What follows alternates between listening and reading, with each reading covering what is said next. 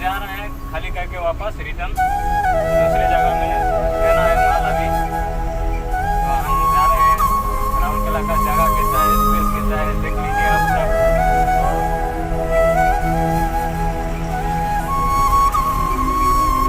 और पता ही है कैसा है उड़ीसा का ये राउरकेला स्मार्ट सिटी है। तो कैसा लग रहा है आप सब प्लीज़ कमेंट जरूर कीजिए कि अच्छा लग रहा है, बुरा लग रहा है, कुछ गलत हो रहा है अभी तो मेरे को बताइए। मैं नेक्स्ट वीडियो में सुधार करके जैसे कि अच्छा आप सभी को दिखा सकूं।